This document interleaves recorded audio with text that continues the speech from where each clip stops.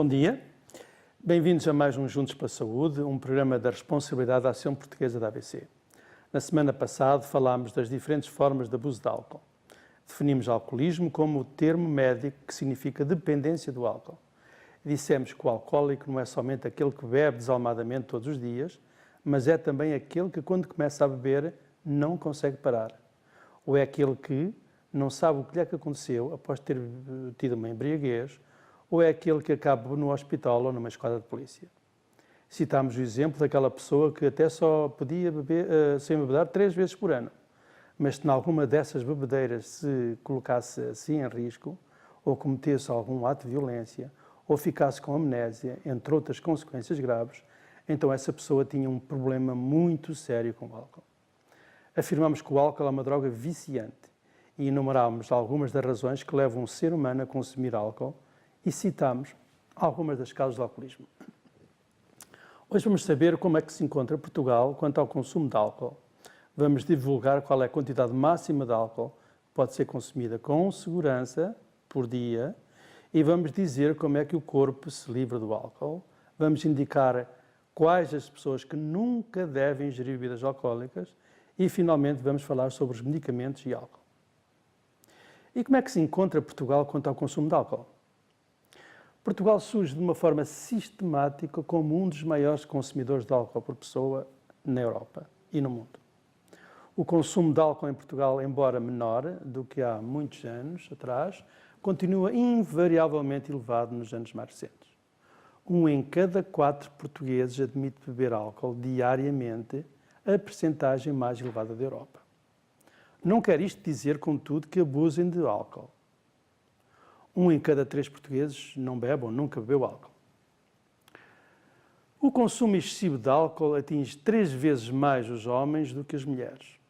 Segundo dados da Organização Mundial de Saúde de 2014, Portugal é o 11º país da OCDE onde se consome mais álcool.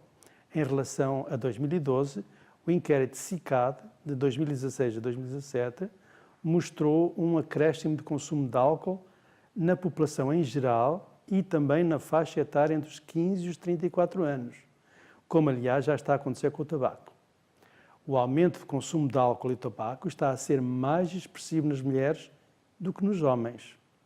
Cerca de 15% dos portugueses têm um consumo excessivo de álcool, sendo que 8% são jovens entre os 15 e os 24 anos. Mais de 300 mil portugueses, ou seja, cerca de 3% da população, têm consumos de risco. À volta de 50% de adolescentes admite consumir excesso de álcool no final da semana.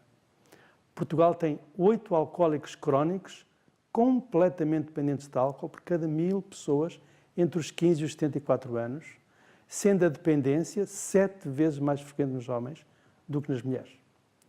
Existirão, deste modo, cerca de 80 mil casos de dependência de álcool, cerca de 12 mil dos quais em tratamento, que é o valor mais elevado de sempre. Os alcoólicos em geral e os adolescentes em particular, a esmagadora maioria dos quais em idade escolar, deve estar consciencializada, entre outras consequências, que o consumo de álcool durante anos e anos origina perda das faculdades mentais, porque destrói lentamente o cérebro. Há mesmo quem afirme que o álcool prejudica mais o cérebro do que o cannabis, também chamada marihuana, ou haxixe, ou maconha, tudo são sinónimos. O excesso de álcool provoca ainda cerca de 4 mil internamentos somente por doença alcoólica do fígado e é responsável por cerca de 2 a 3% das mortes, a grande maioria devido à cirrose hepática, embora não nos devamos esquecer das centenas de mortes anuais por acidentes de viação, suicídios e homicídios relacionados com o abuso de álcool. 1 em cada 4 mortes por acidentes de viação deve-se ao excesso de álcool. Perdão. A tradição de considerar o álcool como uma substância relativamente inofensiva deve, portanto, acabar. Qual deverá ser o consumo máximo recomendado de álcool por dia? O consumo máximo recomendado, portanto, o consumo seguro de álcool, encontra-se bem definido desde há longo tempo. Estão a ver as imagens. É este o consumo de álcool por dia. A quase totalidade das organizações médicas afirma que é aceitável que um homem possa beber uma cerveja 330 ml ou, repito, ou um copo de vinho tinto de 120 ml entre os 13 e 14 graus, ou um copo de 150 ml de vinho tinto branco, verde ou espumante a 12 graus, ou, repito, ou 30 ml de whisky, vodka, gin, rum, conhaque, aguardente com 40% de teor de álcool, ou 60 ml de vinho do Porto, licor beirão, martini, entre outras bebidas com cerca de 20% de teor de álcool, ao almoço e ao jantar, e que uma mulher possa beber metade da quantidade permitida aos homens. Os idosos maiores que 65 a 70 anos devem beber aproximadamente a mesma quantidade do que as mulheres. E por que é que falamos destes volumes precisos de bebidas? Pela simples razão de que todas elas apresentam quase o mesmo teor de álcool em todas essas bebidas. Com essa quantidade de bebida, ou seja, de álcool, é muito improvável que o álcool provoque quaisquer lesões ao organismo ou origine dependência, exceto se houver a predisposição genética referida no programa anterior. As crianças e os adolescentes até aos 18 anos não devem beber álcool. Contudo, admite-se que os adolescentes maiores de 16 anos, que cresçam dentro de famílias bem estruturadas ou em famílias sem casos de alcoolismo, possam beber a mesma quantidade recomendada às mulheres. Os pais podem e devem, pois, deixar que os seus filhos tenham as primeiras experiências com os diferentes tipos de bebidas alcoólicas na tranquilidade e segurança do seu lar, de modo a que estes possam depois fazer as escolhas mais acertadas quando estiverem nos seus convívios ou nas suas festas. É uma medida muito sensata que poderá evitar angústias posteriores. Não deverá ser colocada em prática se tiver casos de alcoolismo na família, na medida em que o seu filho pode ter a suscetibilidade genética que o possa predispor ao alcoolismo e, portanto, à dependência alcoólica. Daqui a pouco mencionarei outras pessoas que nunca devem tocar em álcool. Para a Organização Mundial de Saúde, beber 4 bebidas alcoólicas ou mais por dia, no caso do homem, e 2 bebidas alcoólicas ou mais por dia, no caso da mulher, já configura um consumo de risco ou um consumo excessivo. Como é que o corpo se livra do álcool? O corpo elimina do álcool de 2 maneiras. Cerca de 5% através da transpiração, respiração, salivação, excreção renal e a restante, cerca de 95%, através do fígado, a nossa fábrica capaz de destruir todo o álcool ingerido, uma substância não essencial para o organismo. Um fígado normal é capaz de eliminar um whisky de 20 a 30 ml em cerca de 250 ml de cerveja e cerca de 100 ml de vinho numa ou 2 horas. Depende da saúde de cada fígado, da idade da pessoa, do peso, do sexo, da quantidade de alimento ingerido antes de beber, do tipo de bebida consumida e da rapidez com que foi ingerida, entre outros fatores que determinam o tempo de eliminação do álcool no sangue. Não existe uma fórmula única que indique com precisão a velocidade de eliminação do álcool no organismo. Se beber uma lata de cerveja de 330 ml, ou 150 ml de vinho, ou 30 ml de uma bebida destilada, deve esperar pelo menos 2 horas antes de começar a conduzir, que é o mesmo que dizer que, nessa altura, a sua taxa de alcoolemia se situará provavelmente abaixo dos 0,5 gramas por litro. Se o indivíduo tomar 2 latas de cerveja, ou 2 copos de vinho tinto, ou 2 whiskies, deverá esperar 4 a 6 horas antes de começar a conduzir. Quantidades maiores de álcool aconselham tempos de espera superiores. Uma bebedeira severa implicará pelo menos cerca de 12 a 24 horas para eliminar todo o álcool. Por norma, é eliminado 0,1 gramas de álcool por hora, ou seja, uma pessoa que tenha uma taxa de alcoolemia de 0,8 gramas por litro precisa de 8 horas para eliminar todo o álcool do seu organismo e cerca de 3 ou 4 horas para ficar com a taxa de alcoolemia abaixo de 0,5 gramas por litro, o valor máximo tolerado pela lei portuguesa. Acima desse valor, ninguém pode conduzir um veículo a motor. Quais serão, então, as pessoas que nunca devem consumir bebidas alcoólicas? Logo à cabeça surgem as crianças, os adolescentes até aos 18 anos, as grávidas, as mulheres que amamentam, as mulheres que planeiam engravidar e as pessoas com passado de alcoolismo e que se libertaram da dependência. Depois vêm as pessoas que sofrem de algumas doenças, como de coração fraco, ou seja, pessoas que sofrem de insuficiência cardíaca, pessoas com antecedentes de hemorragia cerebral, pessoas com doenças crónicas do fígado ou do pâncreas, pessoas com história de epilepsia, pessoas com hipertensão arterial não controlada, pessoas com história de úlcera gastroduodenal e pessoas que tomem medicamentos para dormir.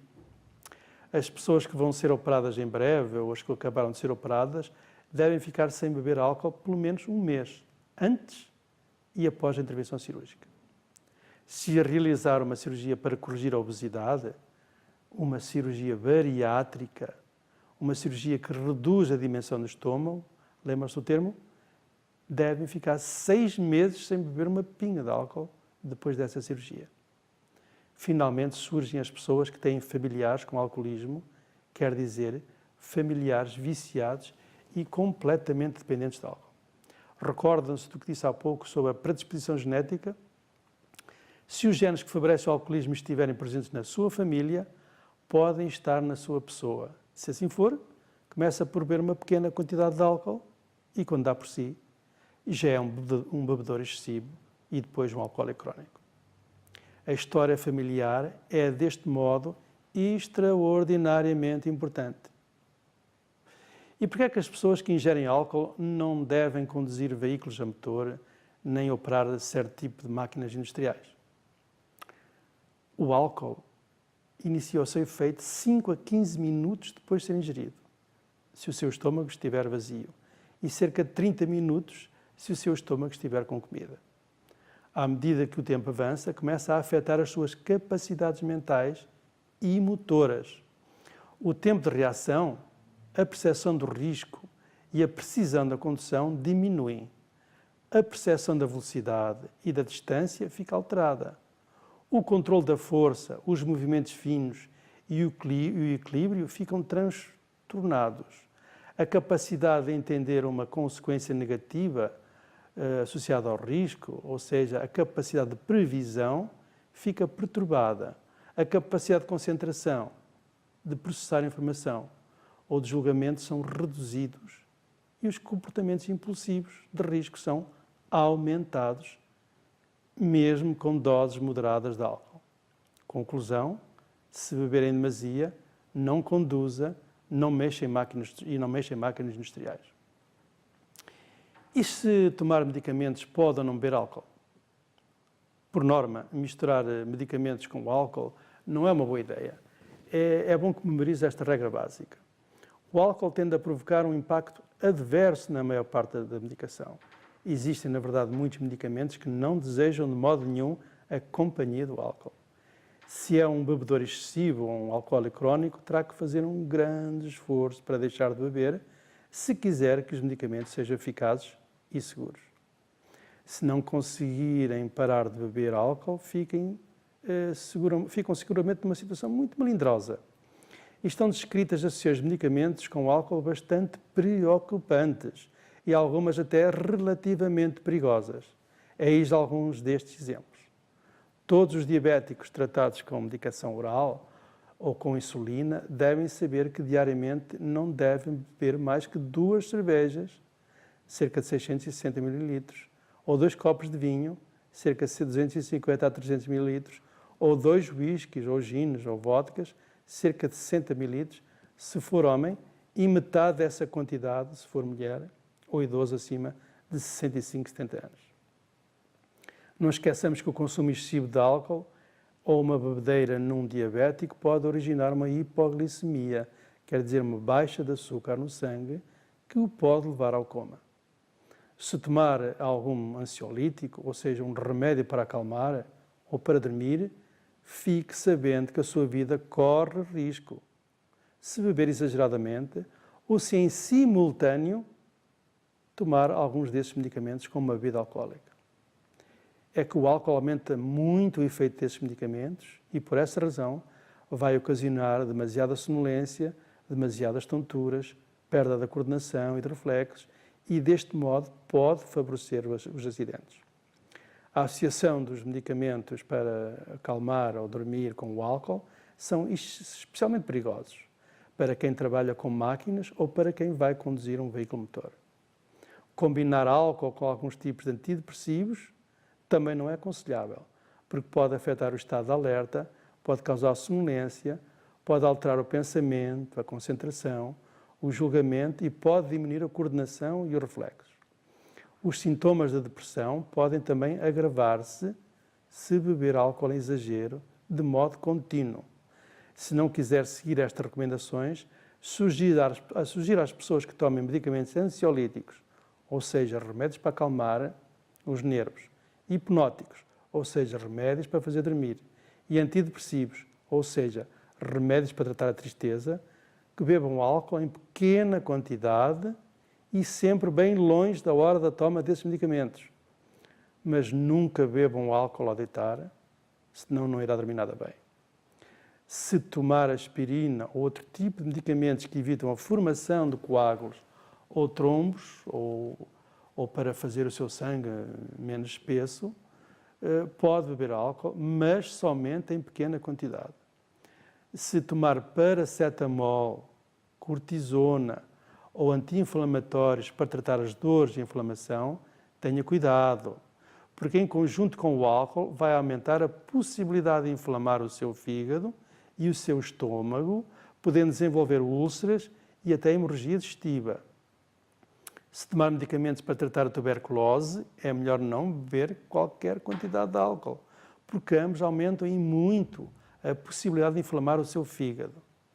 Muitas mulheres que tomam pílula, ou seja, contraceptivos orais, ficam preocupadas que a ingestão de álcool diminua a sua ação. Muitas pessoas que tomam antibióticos ficam também preocupadas que a ingestão de álcool diminui a sua ação. Pois não fiquem. Se não ingerirem mais que a quantidade recomendada de álcool, não tem problema algum. Finalmente, se tomar narcóticos ou opiáceos, quer dizer, medicamentos, são os medicamentos mais potentes para tratar a dor, hoje em dia muito populares, direi mesmo demasiado populares, não ingira bebidas alcoólicas. Esses potentes medicamentos analgésicos, juntamente com o álcool em excesso, podem ocasionar sonolência, apatia, entorpecimento, dificuldade em realizar as tarefas diárias, entre outros efeitos prejudiciais. Em suma, a primeira ideia-chave para aqueles que bebem álcool em excesso é a de não tomar álcool em conjunto com os medicamentos. Se não conseguirem deixar de beber, façam todo o esforço para ingerirem a menor quantidade de álcool possível, nunca ultrapassando a quantidade segura há pouco referida para os homens, mulheres e idosos. A segunda ideia-chave é a de não tomar medicamentos em simultâneo com o álcool. Procure desfasar a toma de medicamentos com a ingestão de bebidas alcoólicas. Tomem medicamentos a uma determinada hora e bebam álcool algumas horas depois. Se porventura teve um dia em que abusou de álcool, espere pelo menos 6 horas antes de tomar qualquer medicamento. A terceira ideia-chave é de que se não beberem mais que 2 cervejas ou 2 copos de vinho tinto por dia, se for homem, ou uma cerveja, ou um copo de vinho tinto por dia se for mulher, ou idoso maior que 65, 70 anos, não terá problema algum com a grande maioria dos medicamentos. Por hoje terminamos. Acho que estão já muito cansados de me ouvir e ver. E espero que continuem a gostar do programa. Despeço-me até ao próximo fim de semana.